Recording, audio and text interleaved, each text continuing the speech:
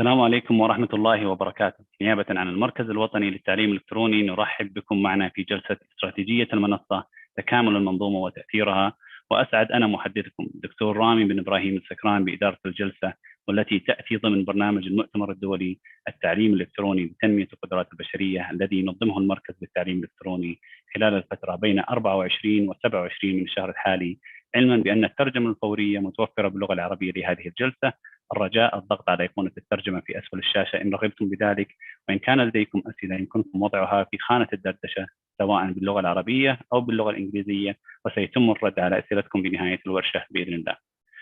Good evening from the capital of Saudi Arabia, Riyadh City. On behalf of the National E-Learning Center and the International Conference on E-Learning for Human Capability Development, we welcome you all to this session where we'll be discussing platform strategy, integrated ecosystem, and impact.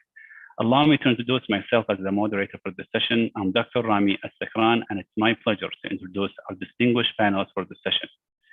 With us tonight, our first speaker, Dr. Jeff Parker. Dr. Parker is a professor of engineering at Dartmouth College, where he also serves as the director of the Masters of Engineering Managed Platform program. And in addition, Dr. Parker is a research fellow at MIT's Initiative for Digital Economy, where he leads platform industry research studies and co-chairs the annual MIT Platform Strategy Summit. Our second speaker is Dr. Pierre Evans. Dr. Evans is the managing partner at the Platform Strategy Institute. Dr. Evans has more than 20 years of experience leading teams in identifying, assessing, and communicating high-priority marketplace trends and disruptions to shape effective business strategy, innovation, and investment. Last but not least, our third speaker is Dr. Rob Abel. Dr. Abel is the Chief Executive Officer of IMS Global Learning Consortium, a nonprofit collaboration of the world's leading universities, school districts, government organizations, content providers, and technology suppliers cooperating to accelerate learning technology, interoperability, adoption, and impact, and the president of its affiliated Edtech Foundation. Gentlemen, it is my pleasure to have you all together in this session. But before we kick off this discussion, here are a few guidelines for our audience.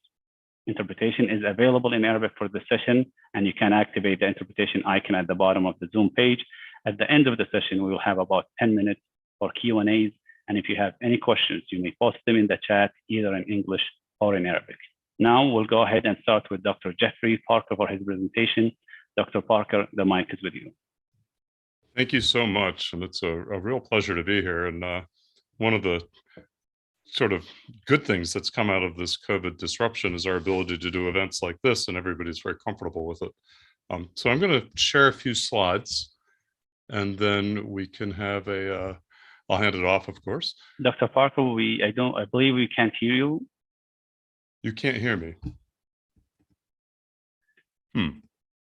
Are you I hear you fine.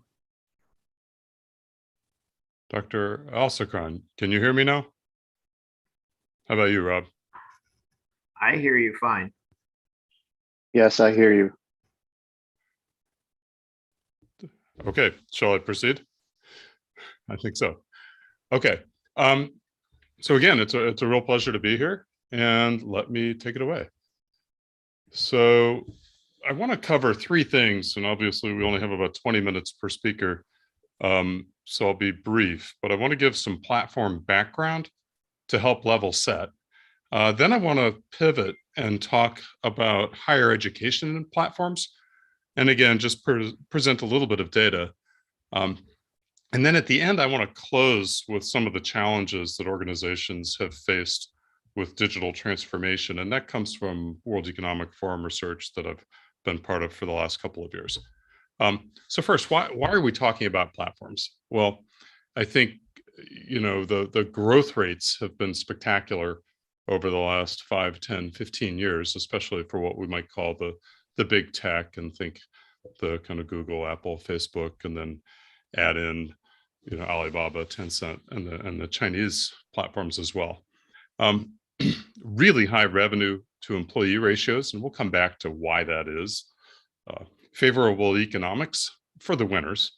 And I think importantly, a structure that's proven to be quite resilient in the face of a recent disruption, COVID, but potentially future disruptions. And so we can come back to that. So here's a slide that Peter put together. Thank you, Peter. And we've been tracking these metrics for quite some time now. And you can see that the top 100 platforms by market cap have simply exploded. And then if you look at the regional distribution, of course, we're familiar with the Silicon Valley and the kind of US, but I think that the Asian rise has been equally spectacular, although we have seen some interesting moves on the regulatory front there. And then Europe has been relatively less active for a variety of reasons. And that has caused a considerable amount of anxiety, if you will, among both business and government leaders. So if we ask ourselves, well, what is a platform? We might start with what it isn't. This is a linear value add chain. So the idea is we know how to make things. We start with raw materials and subassemblies, and then we build up value stage by stage, and then ultimately assemble it into some finished product or service. The systems are designed to optimize flows in this sort of a machine, if you will, return on assets, inventory levels, whatever that might be. And you spend a lot of time doing process analysis. So this would be classic management training. You'd think a lot about financial metrics and ratios and operations management. And you'd also think a lot about push marketing. And so a lot of what we teach, and I was a business school professor for almost 20 years before being pulled into an engineering school, is designed to optimize a system that looks like this. Platforms are pretty different and have a pretty different structure. So they're often simple at first. And in fact, they might look an awful lot like a pipe. And so if you think about the way that a search engine originally went to market, so Google in this case, it crawled the web, did all this work itself, built the PageRank algorithm at the very beginning. Of course, that's all changed a lot. And then aggregated users and provided a value proposition that would bring those users aboard. Did that for years without earning any revenue. And then ultimately, that system was opened up to first advertisers to allow for some direct exchange of value. And because a lot of search is commercial, that advertising isn't necessarily viewed as a negative. So they can get away with putting more ads or even having them sponsored, and people still get the search results that they're looking for. Over time, these systems often become multi-sided. And so rather than a two-sided platform or network, it'll open up to additional sides. So here, for example, not every advertiser has the ability to do sophisticated placement, track across the web, think carefully, or have algorithms that can do persistence modeling and then decide when to stop placing ads in front of you. And so you've all experienced this. You search for something and then you immediately see it everywhere. But over time, the systems give up and conclude that you've either already purchased or taken some action, or you're not going to. And so that's the modeling that would go behind the hood on those. And you'll have large companies that will provide those services. And then over time, these systems can get quite complex. So here we've got the LinkedIn social media, but if you think about any multi-sided platform, over time, you'll see them grow in an almost organic way. Now, you couldn't launch like this because this is very much an artifact of history, and every platform faces its own unique launch circumstance. And so you can't just go and say, do what Google did with Android when they launched, because the whole world is completely different. And so you don't get a rewind, you can only move forward. I think one of the interesting things that you see is this notion that firms operate in both roles. Amazon launched as a pipe. It was basically a better catalog that had a website, and then it worked on logistics. But it also operates as platform, and we're used to that in multiple dimensions. But even in its core kind of retail market business, a lot of the long tail is provided by sellers who can interact directly with buyers for a percentage cut, instead of Amazon taking all of the control and the risk of inventory and obsolescence. So even though from the end buyer's point of view, buyers don't really care about the platform or supply chain structure that's up the chain, and they can get the same products or services, the economics, the incentives, the governance, and the cost structures are all wildly different as you start to move further up the chain in these platform networks. So this is just an article that we wrote about 5 years ago that talks about who the players are. And in a simple system, we think of producers, so creators of content, creators of educational materials, for example, consumers or learners. Then the platforms themselves often split the roles. So those role splits can be along the lines of a direct user-facing provider of platform services. And then further down, but more fundamentally, you've got this whole issue of who controls the intellectual property, who makes the governance decisions around who can participate and who cannot, who sets the interfaces and what the technical roadmap is, and in effect, who runs the little economy. Because in many ways, these platforms have become little microeconomies that can internalize and solve some of the trade-offs that we see that are more difficult for countries or regions to solve on their own. And so if you put these side by side, we'd say, well, platforms effectively invert the firm by shifting the value creation outside the platform. And so, in a traditional firm, we've got this supply chain optimization. In an inverted platform, we've got relatively more value add. We're using data, we're facilitating matching. The whole idea is to increase the velocity of the exchange of value. But I think what's often underappreciated by traditional firms that say, hey, I want to be a platform, is all of the management functionality that goes into effectively running what we'll call this inverted platform firm. Because all of a sudden you've got the kind of product roadmap for the platform itself to engage producers, consumers, all the different parties. You've got the data analytics and the data governance, and that's an increasingly kind of complex space. And then you've got the strategic issues of partnerships, competition. Do I allow my direct competitors to cross-sell on my platform? And then how does that create channel conflict with my existing units?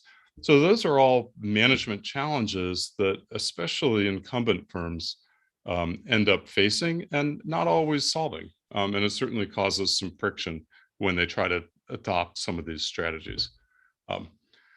But that being said, and again, so Michael Cusimano and his co-authors actually built on top of some of Peter's work to show that indeed, if you can get a matched sample of platforms relative to an industry control, that is a control sample within like industries, the platforms are doing better on almost any metric that you care to put together. So operating profit, growth, research, sales, growth and general administrative, even just market cap.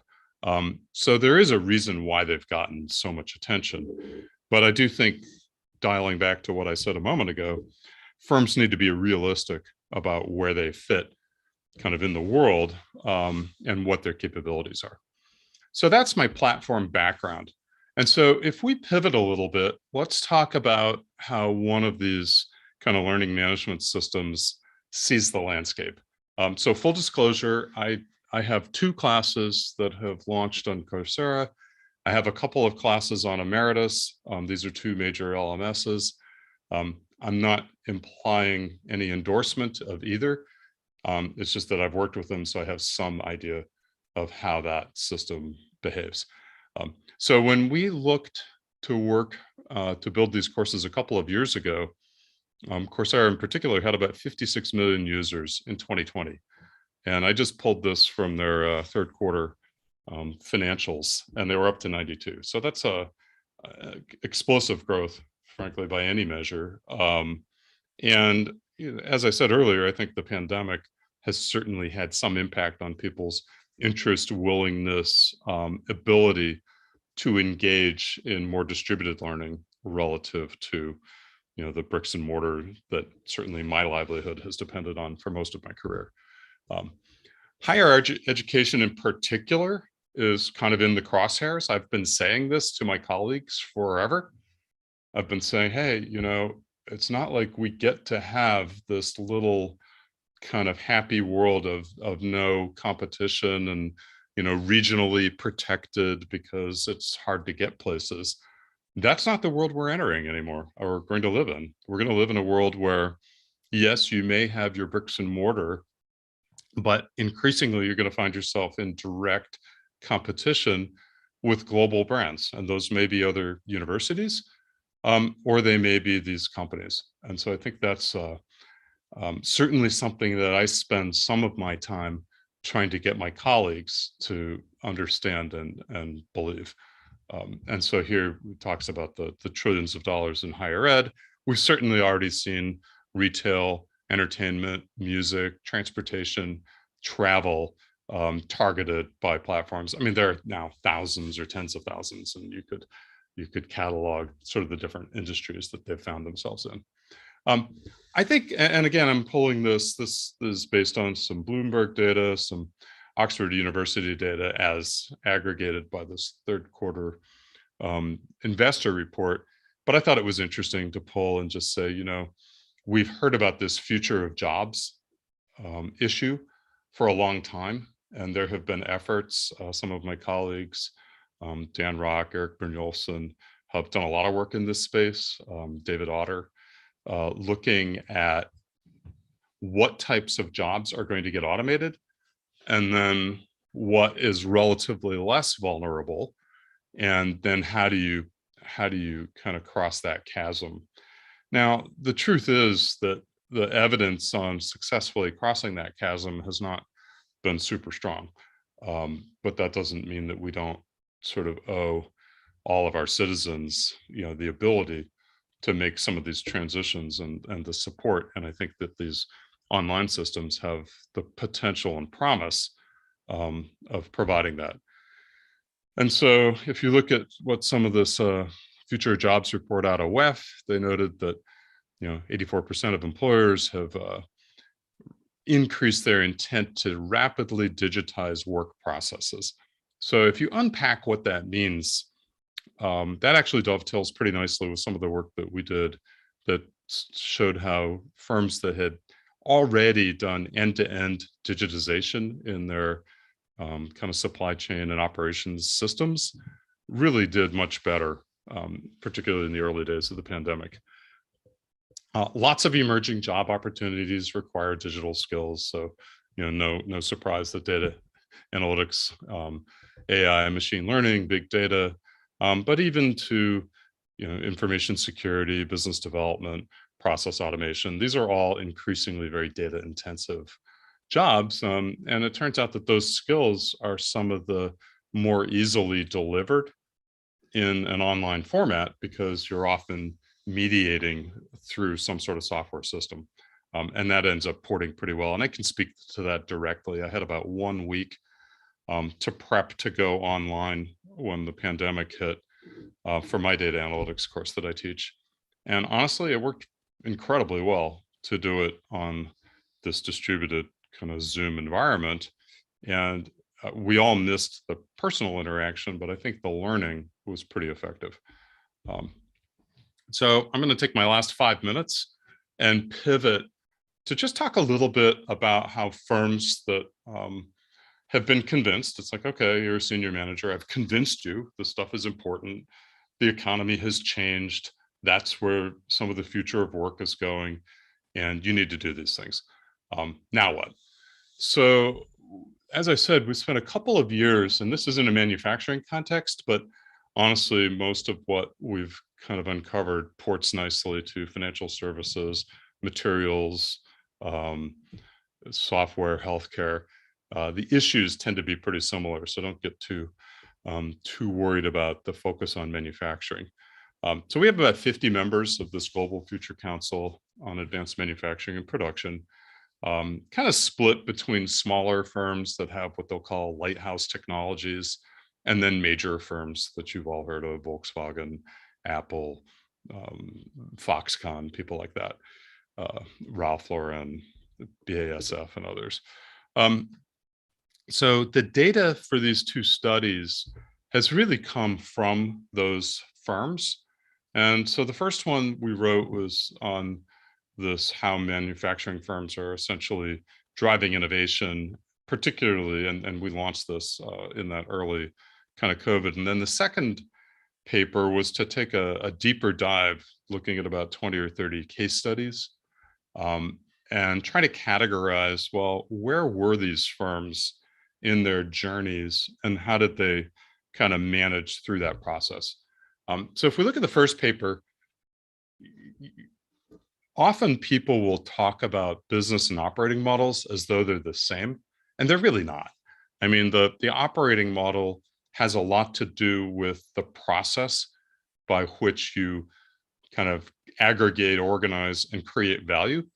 And then the business model is the economics of how you capture value. They're highly related, but they're not the same, and they need to be aligned. So the business model, that allows for running a marketplace doesn't work all that well for a vertically integrated firm, or even a durable supply chain firm that has kind of long-term relationships.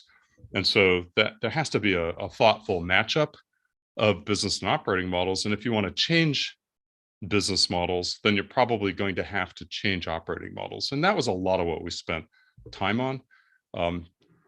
And so early on, what you would discover with technology solutions is that people really want to go after a point solution. It's like, I have a specific problem, there's a vendor who can solve the problem, and they'll offer me a solution, great, and I get some sort of an ROI. It's relatively easy to calculate.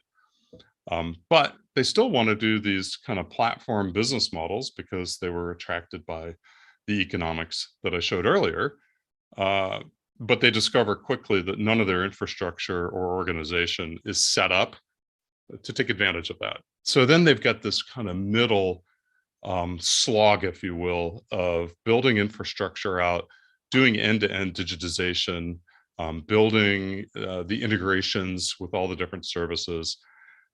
Those will be different in a business-to-business context versus business-to-consumer. And then there's often a lot of disillusionment that sets in, because this can be a multi-year process. And if you've been really successful as a manager running a lot of point solutions or a traditional business, you are used to going through a strong finance function. It'll have things like return on investment targets. And then all of a sudden you're building infrastructure that has no obvious return on investment in the near term. And instead you're saying, well, I'm really buying options for resilience, for new revenue streams, for adding in different partners, or for delivering all of these point solutions, at least at scale. So there might be some operating expense win at the end, but it's a tough kind of slog. And I've been through this with several organizations to kind of help them think through what those processes are. And so I'll just close, and this is just a kind of a handful, but of course, there's a lot of work at the kind of alignment of leadership teams, a lot of work on collaborations. Where I find myself spending a lot of time is trying to help organizations with metrics and trying to convince them that the metrics that make them successful in the way business ran in a flow pipeline world and a point solution world are largely going to lead them in wrong directions and create a lot of frustration if they try to do some of these more platform types of business initiatives. So that's my 20 minutes, and I will stop right there.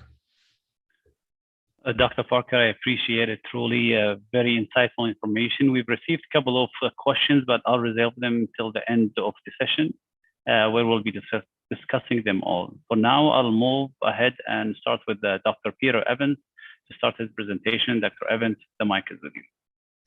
Wonderful. Thank you so much. And thank you, Jeff, for that great and comprehensive overview of platforms.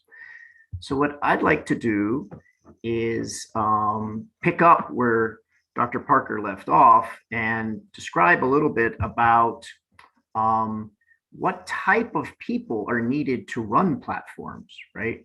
Dr. Parker described the context of the business models, but we need professionals to run those business models. And so I'm going to highlight some of the insights we've gained from research in that area.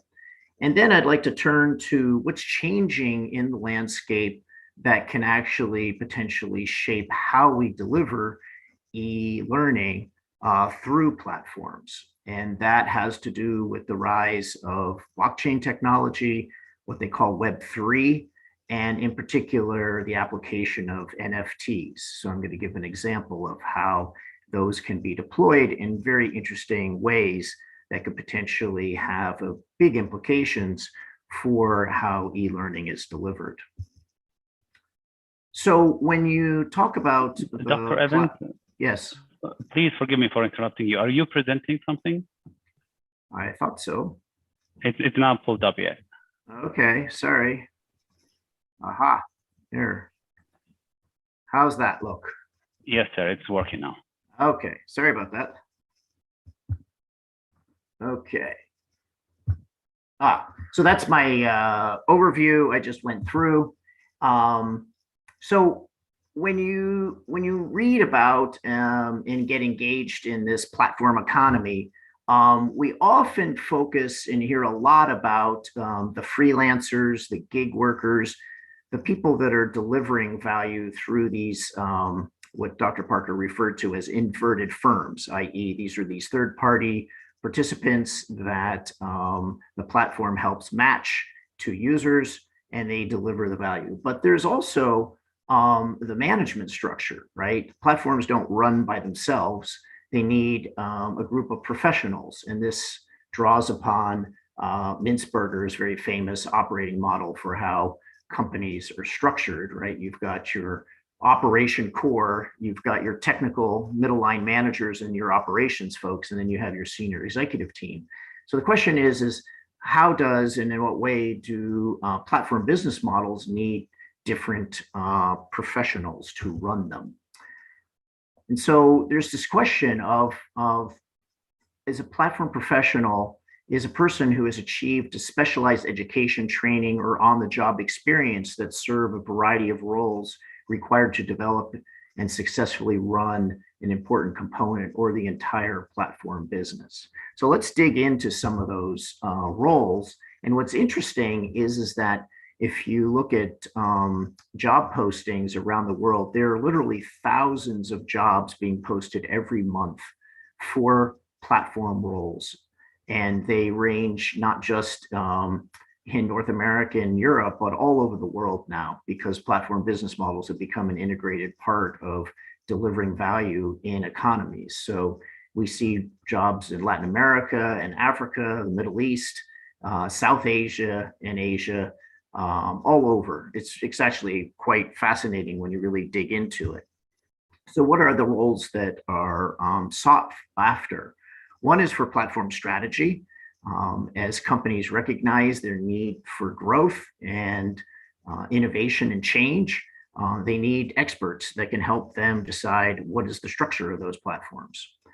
We also have a lot of jobs out there for platform product managers. These are the folks that have to manage the design of what that platform offering will look like, the engineering that goes into it, the marketing that goes into all the roles that a product manager serves, you find with a platform. But of course, platforms are different business models. And so you need people who are astute in understanding the underlying economics of platforms to be able to execute in that kind of role.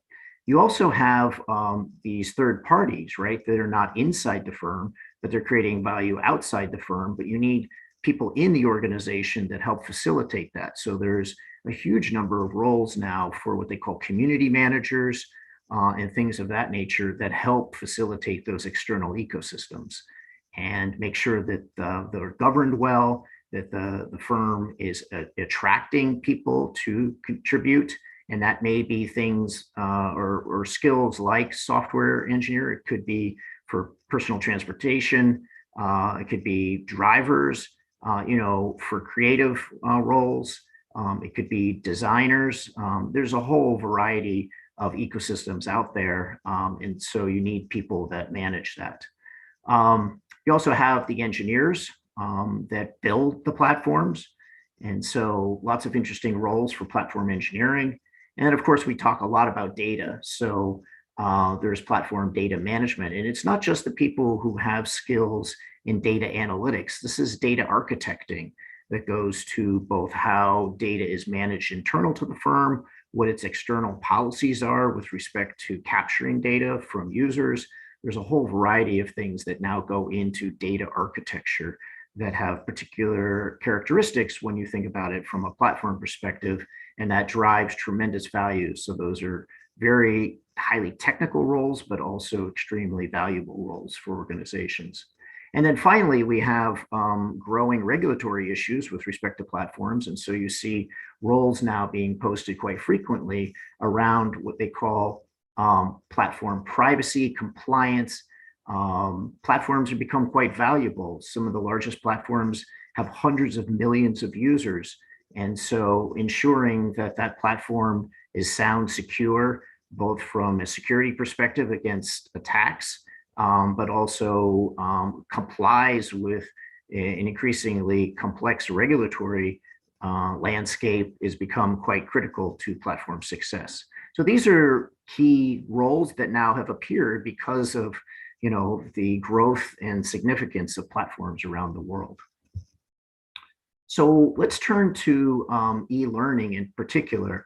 And as Dr. Parker mentioned, we're seeing platforms move into education and a whole array of things, from very quick, low-cost courses all the way up the stack to beginning to nibble at kind of traditional education as well. And so that landscape it has big implications about how people learn professionally, and then also how organizations decide to deliver learning to their employees.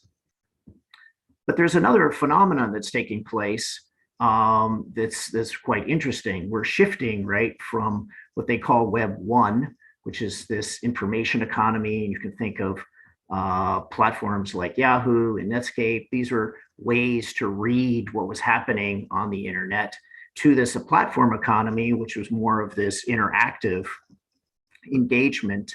And we saw this phenomenal growth of these large platforms like Facebook and Google and Amazon. But we're now at the cusp of a new change, which some refer to as the token economy, as blockchain technologies become more prevalent and new business models are now enabled. And so one of the interesting questions is how do these new phenomena actually change platform structures and incentives and governance? And does it do so in a way that causes us to rethink fundamental theory that's been developed around platforms, and what are applications that are possible that weren't possible in kind of this Web 2 world? And so I'm going to kind of present an idea of how this may be applied in the e-learning space. And it has to do with the application of blockchain technology. And I'd just like to lay out a couple of features of blockchain very simply. One is the fact that you can have what they call fungible tokens, like Bitcoin, which are interchangeable, right? They have the same value. But you also have the rise of what they call non-fungible tokens, or NFTs, which are unique. They show provenance, i.e. who has ownership over those, and also can institute scarcity with respect to digital goods, which has had a lot of interesting characteristics because of the fact that digital goods are so easy to copy.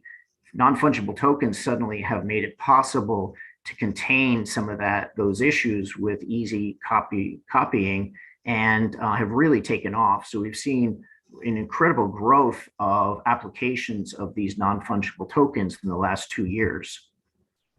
Another feature that's interesting with respect to NFTs is they can be static, i.e. immutable, and they don't change.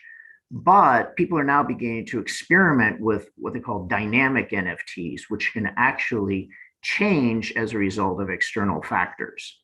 And so we have two kinds of NFTs that have different attributes and therefore different implications when you deploy them.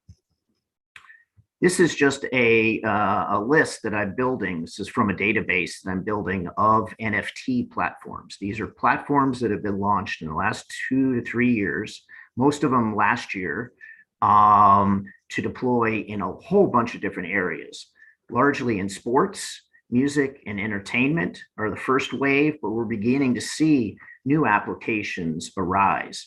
And there are now billions of dollars being invested in these platforms, and large brands now are beginning to wake up to the opportunities.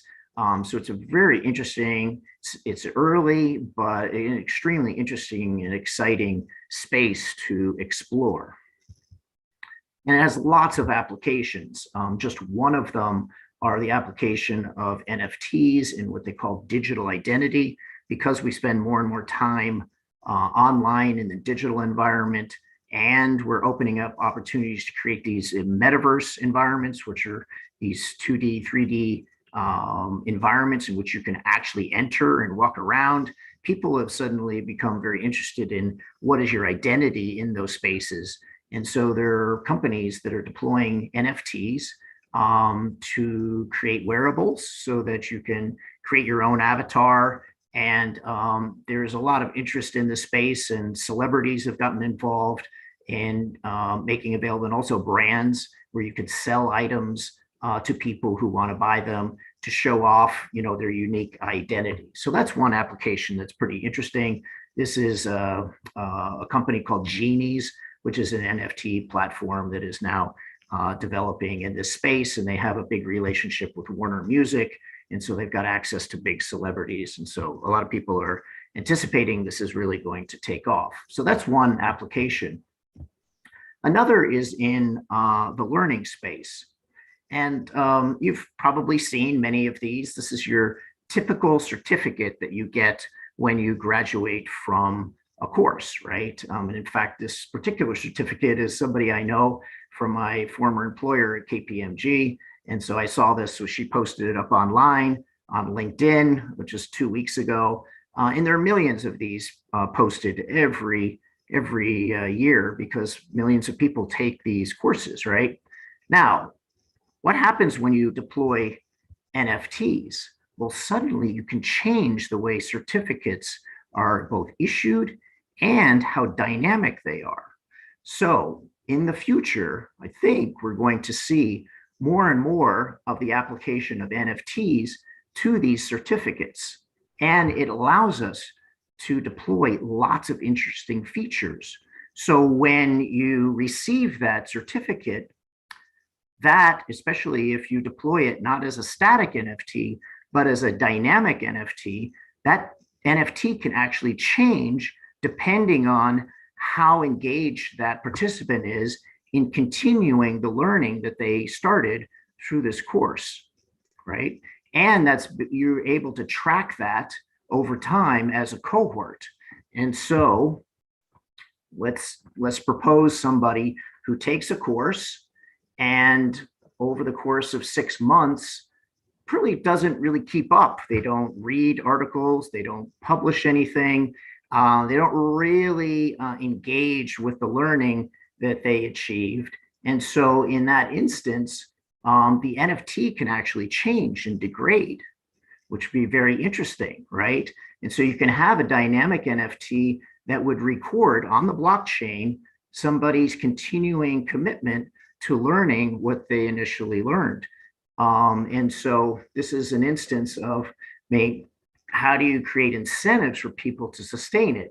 And so with these kind of dynamic NFTs, I think you can create incentives for folks to continue to invest in their learning and make a pretty interesting inroads into sustaining those learning relationships, and also capture the data as to the amount of effort people are putting in post receipt of the certificate. Not only that, those NFTs can be integrated into the growing use of what they call digital wallets. You may be familiar that companies like Apple and others are now offering wallets, and they're very geared towards kind of credit cards and getting access to crypto and stuff like that. But a lot of brands now are beginning to recognize the value of creating apps that sit in people's wallets so they can keep track of their loyalty points, for example, for travel or purchases at retail stores. But I think in the future, we're going to see these wallets expand to also be able to record and capture and maintain somebody's learning history, right? And these dynamic NFTs can then record whether or not somebody's maintaining their engagement with their courses that they've been taking, right? And so you could see apps being developed like My Learning NFT, which will be dynamic, they'll be personalized and become integrated into people's digital wallets. And so I think this is a really interesting way in which the application of these kind of Web3 capabilities can be then integrated into a platform structure that could then be used across many, many different e-learning platforms in a very dynamic way that both benefits the organizations that are offering those courses, as well as the participants that want to demonstrate that they are engaged and they're continuing to work, and they just need that nudge, right? We all need that little extra kick to keep us continuing on our investments. And so when you think about kind of where these kind of learning NFTs could be easily deployed, probably not in these really short programs, and probably to a lesser degree, the more formal degree programs. But there's a huge sweet spot between courses and certificates. And this is a huge space. You know, the Coursera data that Dr. Parker just presented shows that this is a massive, you know, we're talking hundreds of billions, if not trillions of dollars in economic value that could be potentially deployed. And these dynamic NFTs could be a very interesting and innovative way of sustaining that learning. So just to conclude, I think I would agree with Dr. Parker that platforms become a powerful force in the global economy, and it's driving a new class of professionals, right, to run these platforms. And that requires new educational capabilities and skills. So that's a really interesting space. And then finally, these NFTs will change the e-learning landscape and offer ways to introduce dynamic certificates rather than these old static certificates. So that's what I had to present today, and I look forward to the Q&A session. Thank you so much, Dr. Evans. We have a couple of questions, but as I mentioned earlier, we'll keep them towards the end. Honestly, I was very struck by the NFTs, especially for the certification. And let me find the right word for it. It's very cool, honestly. Very cool. Very cool. Let me move ahead and go with Dr. Rob Abel. Dr. Rob Abel, we're ready to hear you out. And if you have any presentation, please pull it up. Dr. Abel? Okay, thank you, Dr. Alskran. I am going to share my screen here. So, it says the other participant needs to stop sharing. There you go. Yeah, if you could stop sharing, Peter, that would be. Yeah, hold on. Awesome. How do I see what's happened. It's been blocked a little bit. Share, stop share. Okay. There you go. There you go. Thank you. Sure thing. Thank you. Okay, let's see if I can get the right one up here. Okay, so hopefully now you should be seeing my screen. Yep, we can see it. This whole conversation is very cool, I'll say. My thanks to NELC for inviting me, and in particular also the organization I lead, the IMS Global Learning Consortium, to join this e-learning for human capability development conference. I just wanted to note that in addition to my talk here, our chief architect, Dr. Colin Smythe, is giving a workshop on the Learning Tools Interoperability Standard, which is otherwise known as LTI, from IMS in another session. I am very, very honored to be talking about this particular topic, and I'm not sure I'm qualified to come in third after my esteemed colleagues here, Peter and Jeffrey, because I learned so much already from what they had to say. What I'll be doing here is trying to provide what I think is a complementary discussion on platform ecosystems. I'm bringing in the term ecosystems here. And you'll also note that when I use the term platform, it will be less as a business model or business strategy and more as an industry strategy. But I'll just make that distinguishment up front. And what I'm presenting here is specifically based on what we've learned. I've been the CEO of IMS for a little over 16 years now. And we interact with over 700 educational and technology member organizations literally every day. And we are clearly the leading nonprofit-based member consortium supporting open standards in EdTech. So you can see my contact information here if you need to contact me directly. My agenda, of course, is very brief, pretty high level. My goal is to talk about achieving what I'll just call a beneficial EdTech ecosystem, an ecosystem that provides maximum benefits to all the stakeholders, but especially the learners. You know, how do we define such a thing? What are the goals of it? How do we ensure it meets the needs of stakeholders? Now, as the previous presenters have definitely gotten us very excited about the possibility of education capabilities, and we're all excited because education is one of the largest industries in the world.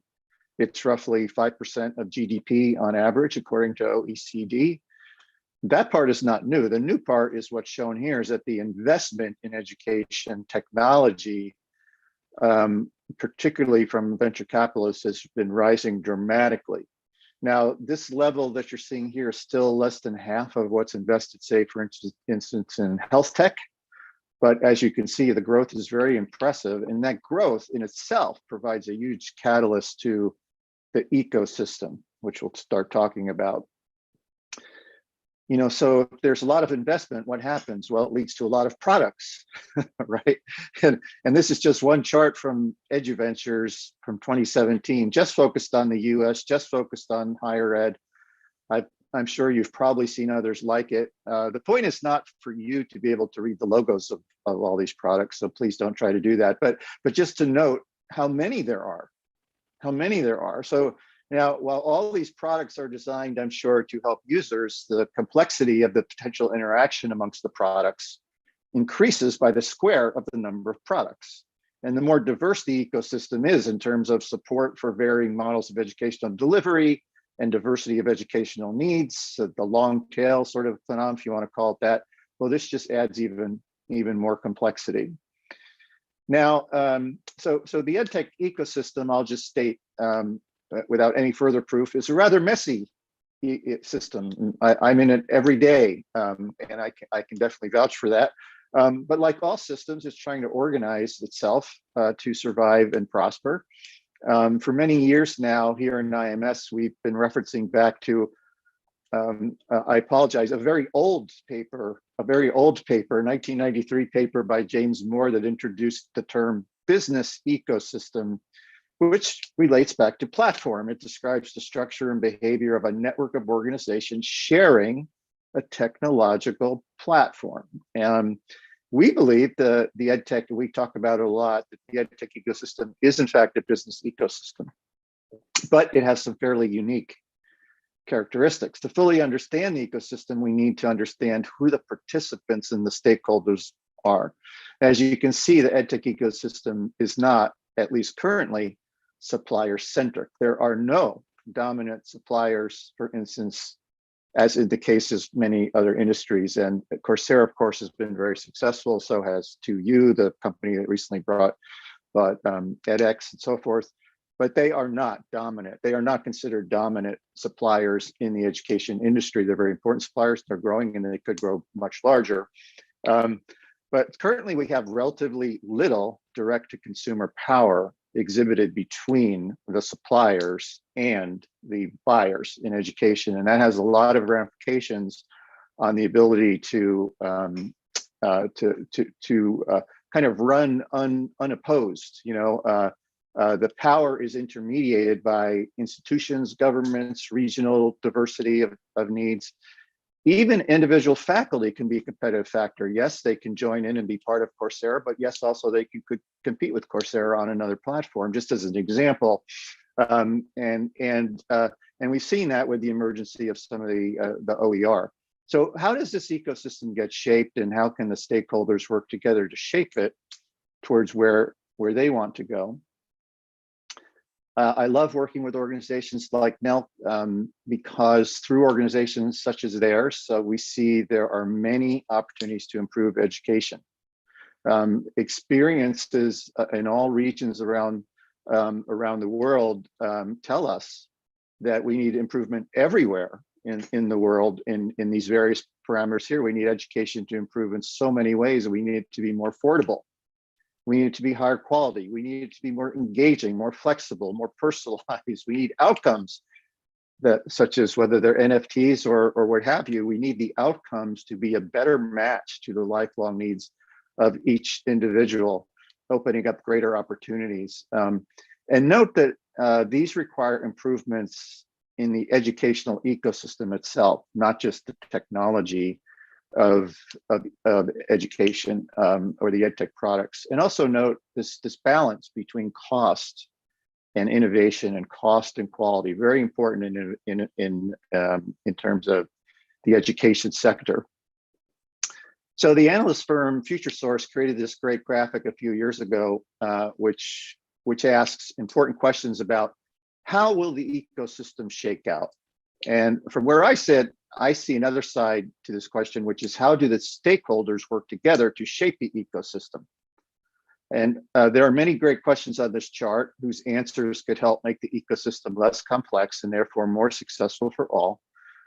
How do the products interoperate? What data is important? What are the nodal platforms? Who controls the data? All of these questions are being answered, which kind of relating back to what Jeff was talking about. Maybe we're still in that stage 2 slog, I think, but we're probably getting ready to move on to that stage 3, which is very exciting. So now I'm going to talk just a little bit about what we do in IMS, just so you understand where I'm coming from and kind of what we're seeing. And you know, I've had the privilege to lead this organization for 16 years. We believe we're facilitating progress among ecosystem stakeholders to shape answers to the sort of questions that were on the previous page. Collectively, we produced open technical standards that we believe are defining the rules of the ecosystem as it evolves. Some of those standards are shown here. And you know, some of our standards, the names of them are actually known much better than the name of the organization, IMS Global Learning Consortium. And even if you don't know these standards, if you're, for instance, in a US university, you are using these standards whether you know it or not, because they are literally in every university and every learning management system and so forth that's out there. Now, I'm not going to go through them. You can check them out on your own, but the names are pretty descriptive in terms of what they do in the different areas. I think we'll probably get into some of that in the Q&A.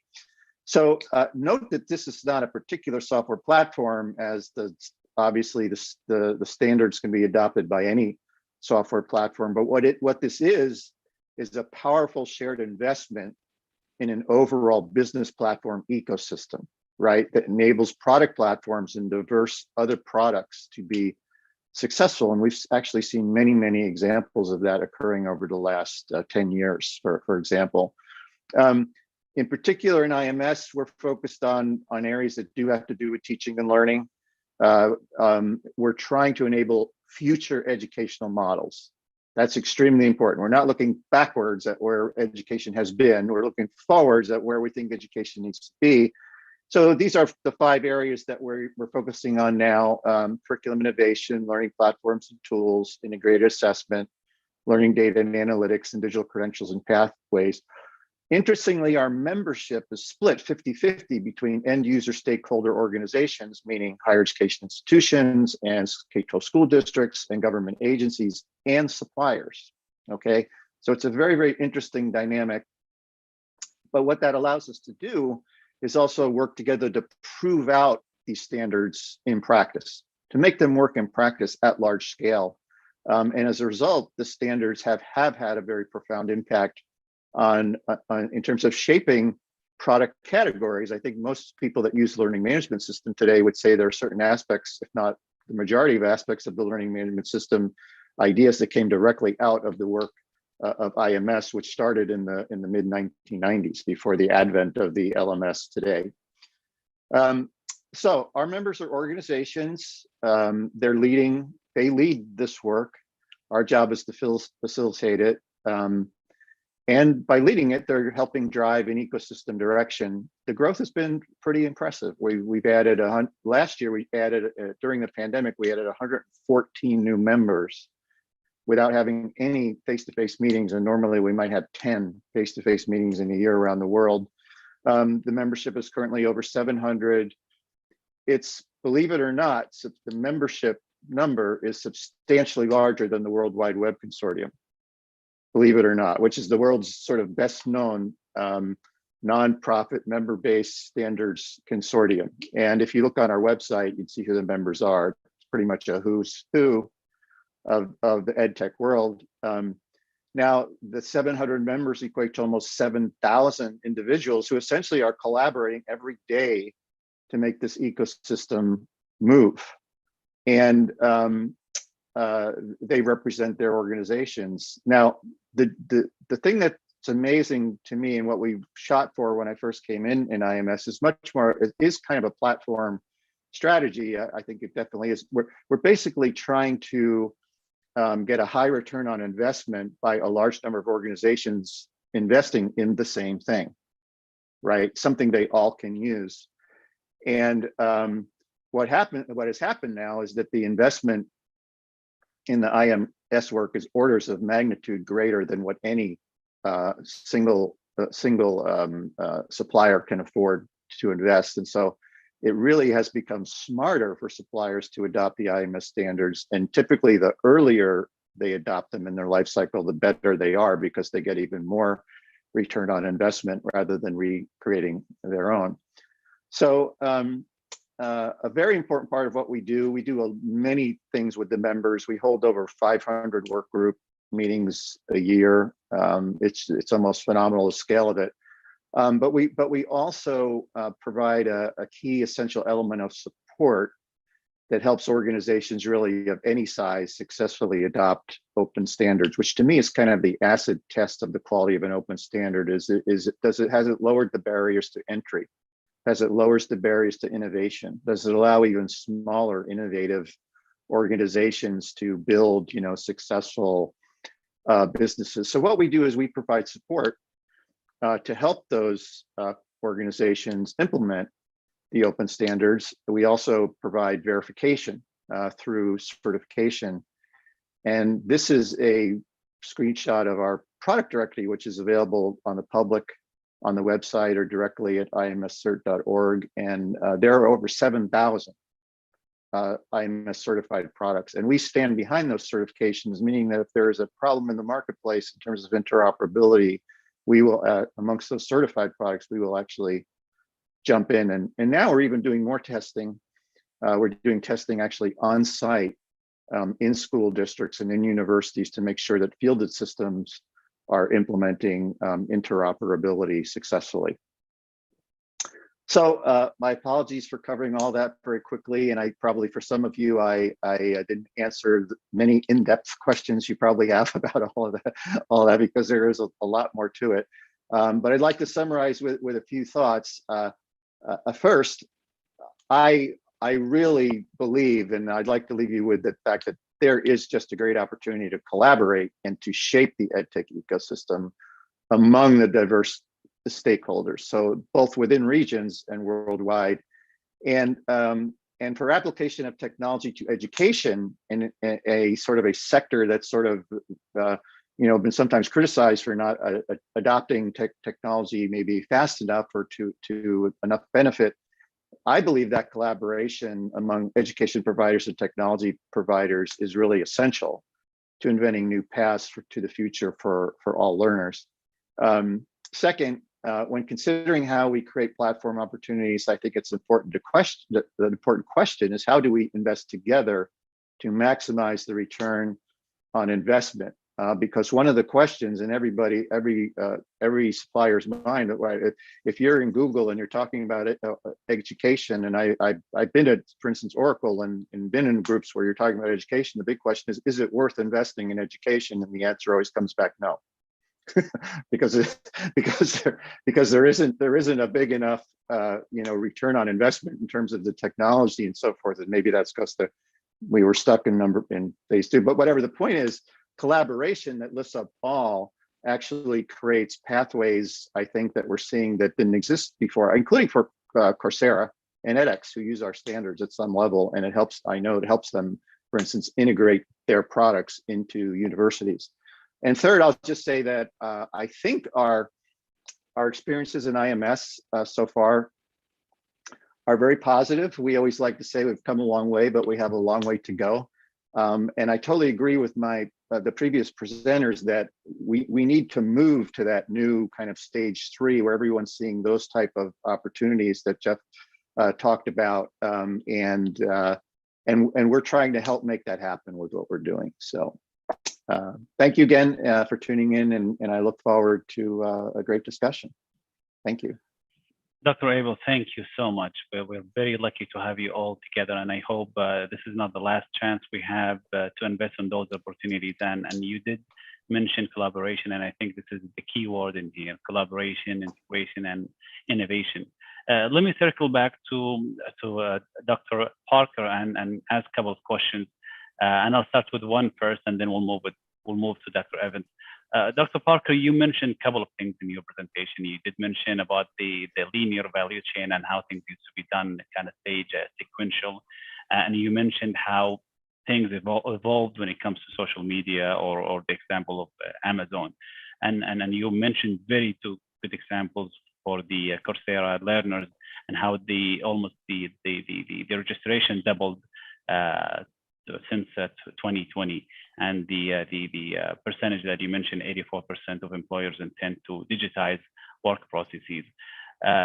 This pretty much tells us we are not on the same era that we used to be like 20 years ago. Now, when it comes to education, how do you see education space as a two-sided market? Yeah, so I see it as a matching market between content providers and consumers, and so it's almost like a classic medieval market from 1,000 years ago in the way that or 2,000 years ago, in the way that we organize it when it's bricks and mortar. So I work at a small college. We have about 6,500 students, and they by and large come to Hanover, New Hampshire and have a good experience. But it's high cost, it's very personal, but it's still a matching market. I mean, they had to attract faculty as on the supplier side, and then they attract the students on the demand side. I think what's become crystal clear is that a lot of the growth is now in this either hybrid or online space. And what we've seen in industry after industry is that once you start to digitize, then you start to lower the costs of access, you lower the costs of delivery. And higher ed has been incredibly resistant to these changes for a variety of reasons. We're fragmented. We're an old industry. It has a lot of kind of staying power. And honestly, they've even been surprisingly resilient in their ability to absorb new technology, even in the last couple of years. But I think those platform economics and network effect economics are going to start working more and more on higher ed, just like the other industries that have already changed. And the vector, if you will, is going to be these infrastructure investments. So in many ways, these LMS systems and the things that Dr. Abel is talking about are laying the infrastructure necessary to then allow for global access.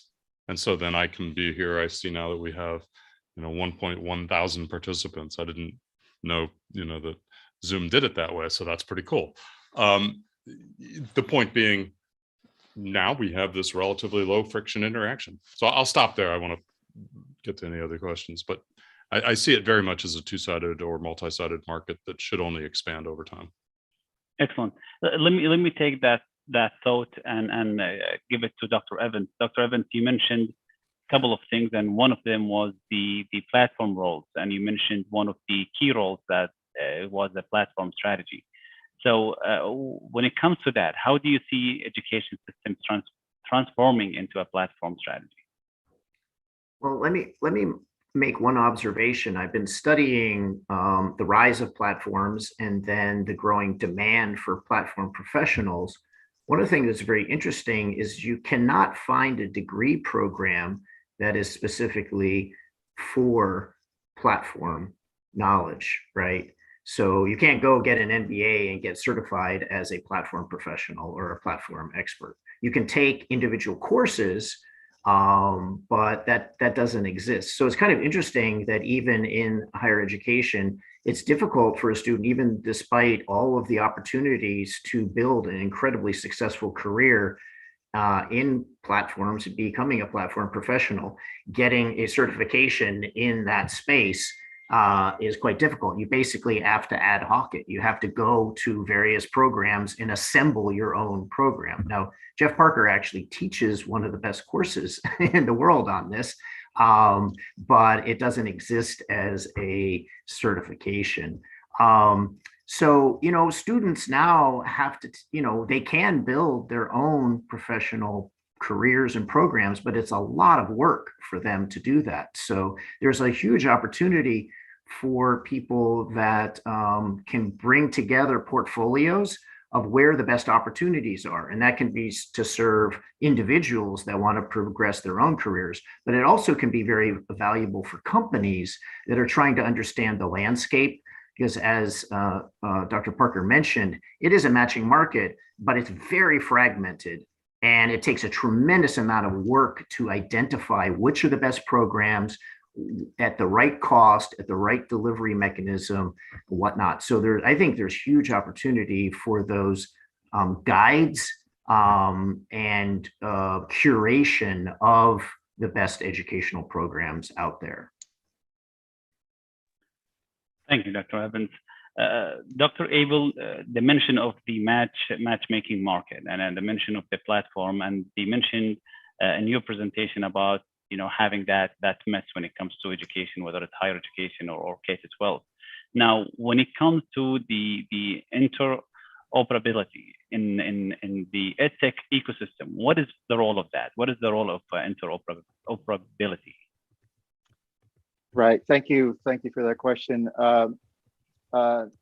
So, interoperability, if you think of it as a product in itself, is much like other products. And although many who come to the work on standards interoperability think of it as, kind of almost like a mission, in itself, to achieve it. The reality is that if you're working in a university or working in a school district, or if you're a supplier,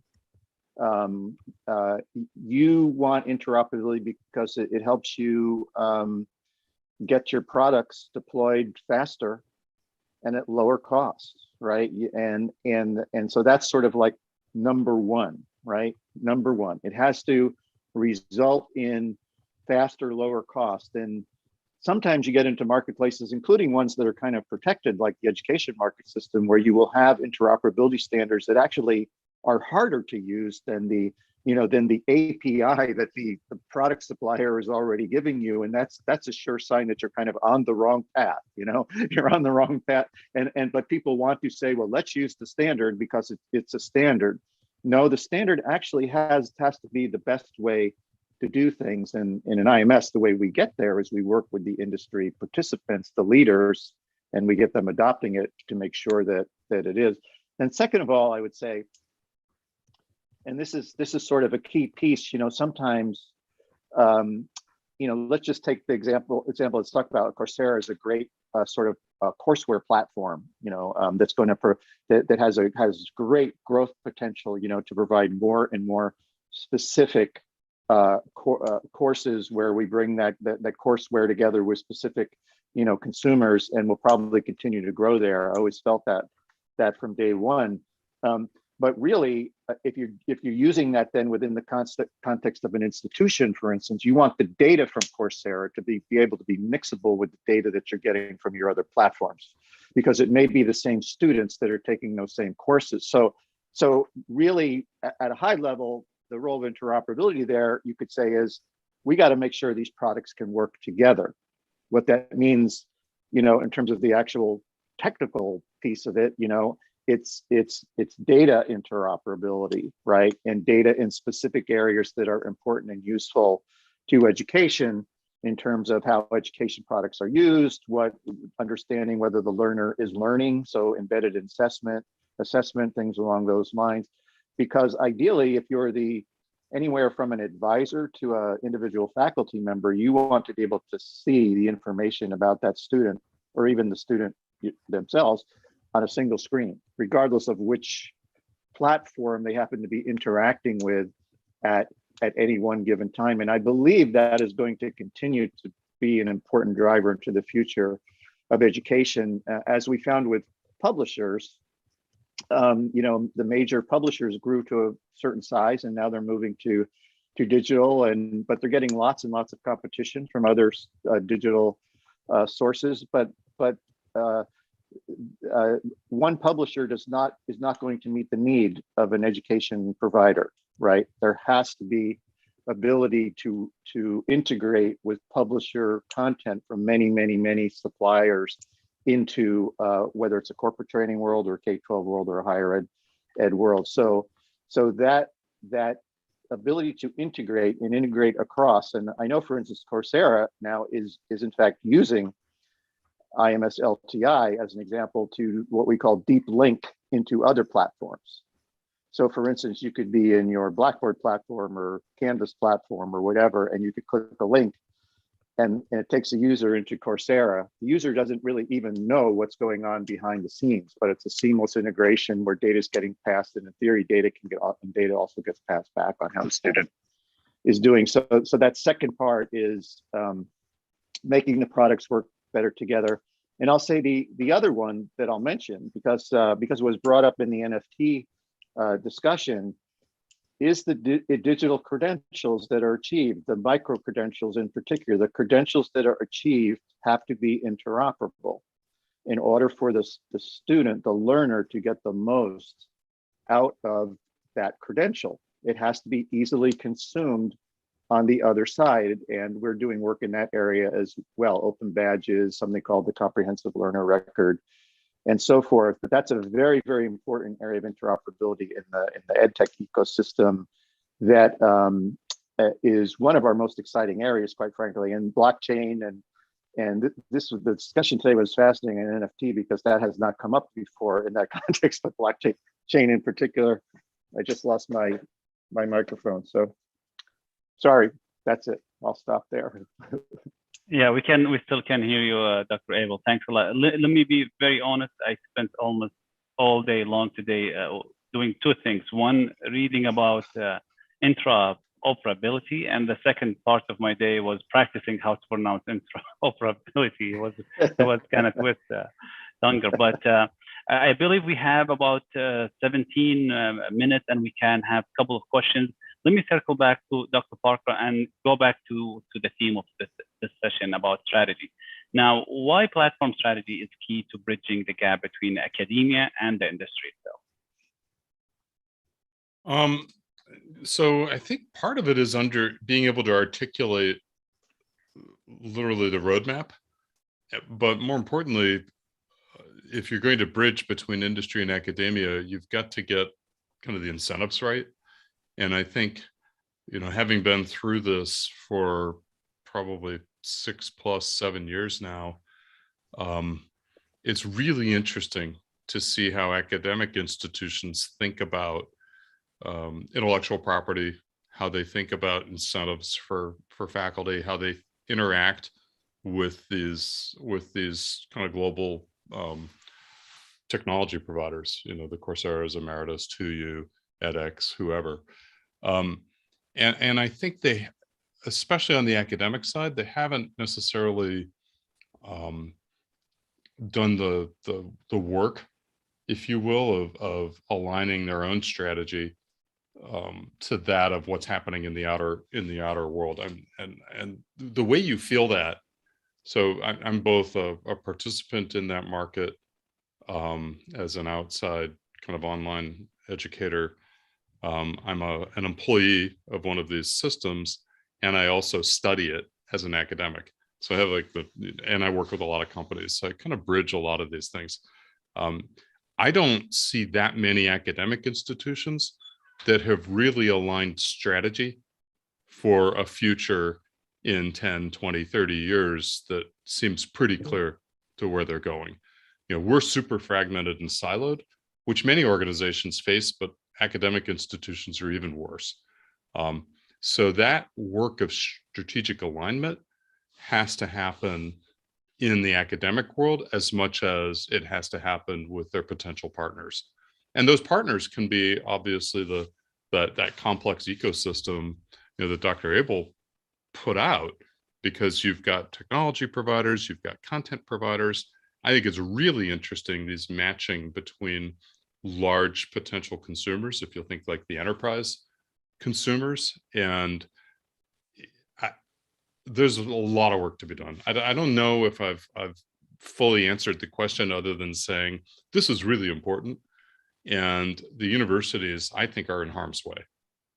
They're in harm's way because the world is moving fast around us. So I feel a little bit, we have this kind of origin story in the US of Paul Revere on the horse, one if by land, two if by sea, saying the British are coming. And I feel like the platforms are coming. The world is changing. You people need to pay attention to this, because you're going to wake up one day and go, what happened? And it's sort of like you see change happen slowly at first, and then you wake up and the whole world's different. It's sort of slowly and then all at once. That's where I think the need for aligning strategy is incredibly important. Thanks a lot, Dr. Parker. You did actually answer the question, and I think part of this is a catch-up game when it comes to academia, because there is something that is always kind of holding them back, whether it's funding or policy makers or decision makers, etc. But I think nowadays things need to be changed from academia perspective and kind of mental sets to almost the business side of it to be approached that way. Let me go back to you, Dr. Evans, and ask you this question. Do you see this transition through e-learning would succeed as other platform domains? So I'm sorry, say that one more time. Do you see this transition through e-learning would succeed as other platform domains?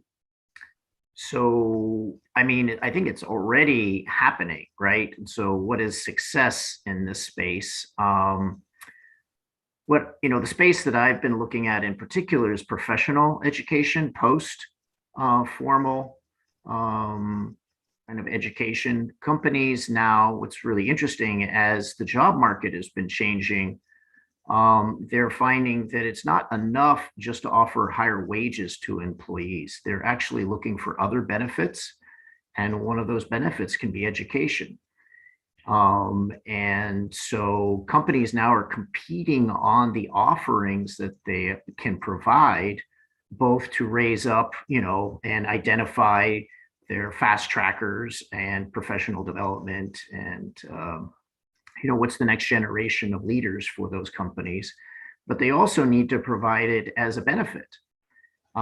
There's a company in the United States that's rebranding right now that is targeting that market specifically, and it's going after the very big employers like Walmart. And Walmart is finding that it's not enough, and in fact, it can be not enough to attract the right employees just to offer them a 30-cent or $1 raise in their salary. What people want is actually a broader set of benefits. Obviously, healthcare is one that gets a lot of attention, but I think we're going to see education become more in the mix in the future. And that raises some really interesting questions. Walmart is not an educational institution, but it can benefit dramatically from engaging that fragmented market. The question is who is in the best position to aggregate those content providers and deliver a company the size of Walmart what it needs to provide its employees with educational benefits.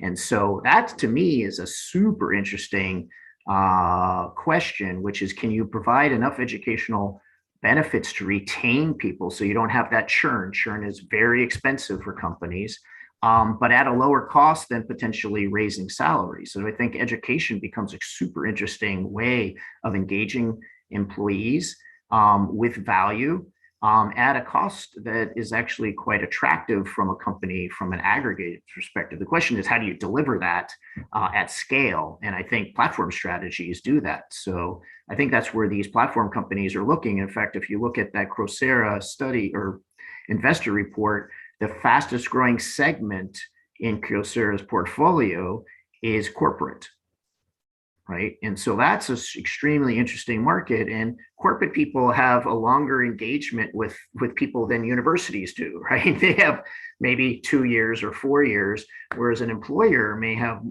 15 or 20 years. The question is what kind of educational opportunities do you provide over the course of those people's professional careers? That's why I'm very excited about the deployment of NFTs, because it can track and create cohorts for particular learning in a very dynamic fashion. So we could see this kind of technology embraced in the credentialing. And so when we come back and look at Rob's chart of where investment is flowing into the edtech space, I bet we're going to see a lot of money flow into this as technology becomes an enabler for the goals that organizations want to achieve. Well said, Dr. Evans. Thanks a lot.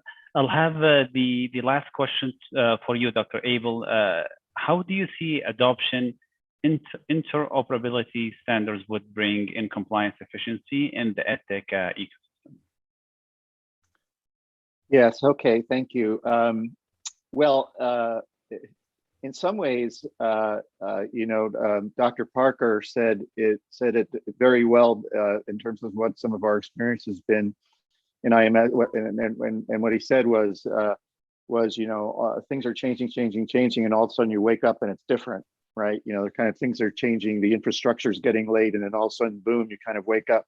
That's kind of what happened. I came into IMS in 2006, and it was a great organization in terms of some of its technical capability, but my main job was to get it more market focused, right? Get it kind of focused on actually the test there is that new entrants can come in, but also the established entrants are actually implementing the standards, right? And so we managed to get the major suppliers and so forth and institutions around the table, but it took 2, 3, 4, 5 years of them sort of starting to implement the standards.